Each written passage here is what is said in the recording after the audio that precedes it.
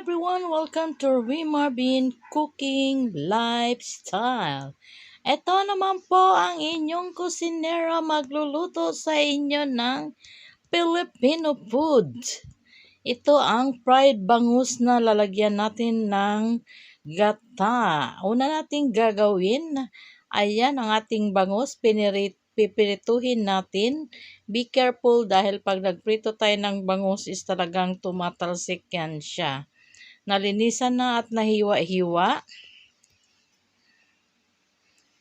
Iprito lang natin hanggang mag-crispy or mag-golden brown both side. Ayan, tinakpan ng inyong kusinera dahil tumatalsik yung kanyang mantika. Ayan, pagkatapos na prito ang kabila, atin naman siyang ibabaliktarin para ma-prito naman ang other side. Ayan, o tignan nyo, tumatalsik-talsik pa ang mantika. Kaya ingat tayo dahil sobrang init nito at mainit din ang mantika. Ayan. After na maano natin ang ating bangus, ito ating bangus. Atin lang siyang hanguin at iset aside natin. At pagkatapos, tatungo tayo sa ating another or next step. Pasensya na kayo pag dito kasi sa probinsya may mga background tayo na mga hayop. Minsan aso kumakahol, kuminsan may tuko pa. Ayan, ito ang ating fried bangus. Ating iset aside at maggigisa naman tayo dito sa isang kawali na malinis ng ating sibuyas. Atin lang siyang gisahin hanggang maglabas yung kanyang aromatic flavor or smell at mag-translucent. Sa hindi pa nakasubscribe sa ating channel, just click the subscribe button and notification bell para always ma-notify sa ating mga newly uploaded recipe. Ayan, continue lang ang ating pagsote after ng ating sibuyas. Isunod natin ang ating garlic at ginger. Ang garlic and ginger always kong sinasabay dahil masarap yan ang garlic at ginger na sinasabay paggisa or pagsote. Ayan, hintayin lang natin ding mag-golden brown at lalabas yung kanyang aromatic smell. Imekos-mekos lang natin. Ayan, mga ka-amigas, mga ka-nanay, mga ka-lola. Ito naman inyong kusinera. Sunod natin ang ating kamatis. Lutuin lang natin ang ating kamatis hanggang lumambot. At isusunod natin ang iba pang sangkap na pampalasa. Dito mayroon tayong seasoning granule, paprika, asin, MSG at saka black pepper na durog or pamintang durog. Ayan, nilagay na natin at atin din siyang imekos-mekos. Isote lang natin. Mga amigas, siguradong taob na naman ang ating kaldero nito sa ating puting kanin dahil ang ating kanin is newly harvest din.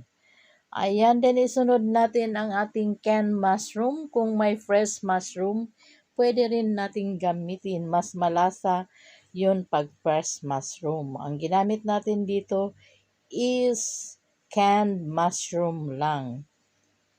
Ayan, isote-sote lang natin. Again, hanggang medyo luto-luto yung ating mushroom. Simmer natin konti. Yan, sote-sote. Ang bantayan din natin para hindi masunog yung ating paggigisa.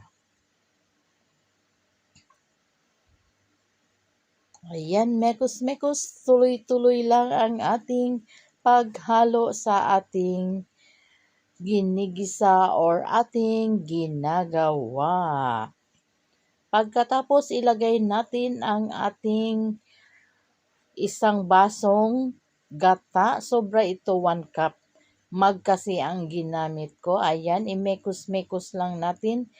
Medyo pakuluin lang natin pero hindi sobrang kulo kasi pag sobrang kulo is mawala na yung lasa ng ating gata. Magmamantika-mantika na yan. Dagdagan pa natin ng kalahating mag na gata.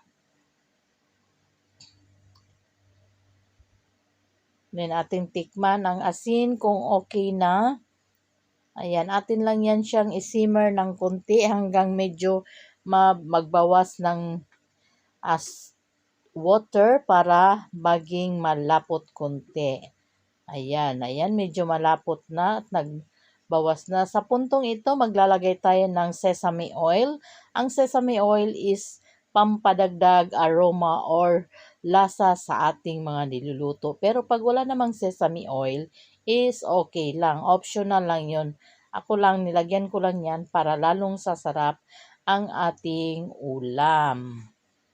Ayan, pagkatapos nating nalagay ang ating sesame oil, atin nang isunod ang ating fried bangus. Ayan, sunod-sunod lang nating ilagay ang ating fried bangus.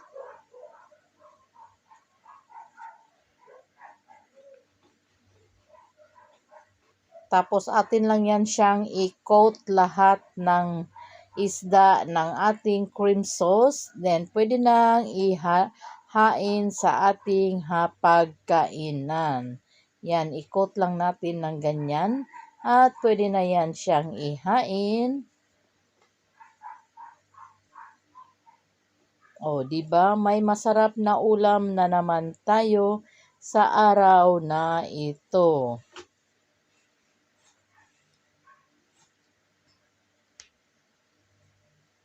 Ayan mga amigas, mga dibientes, tapos na ang ating niluluto. Ayan, creamy. Sana'y nagustuhan nyo ang ating ulam sa araw na ito. Bon appetit! Enjoy watching! Thanks for watching mga amigas y dibientes. Mga kalola, mga kananay, sana'y nagustuhan nyo ang ating ulam. Maraming salamat sa panunood. God bless and be safe all. Bye-bye! Ayan, hanggang dito na lang. Hanggang sa muli. God bless!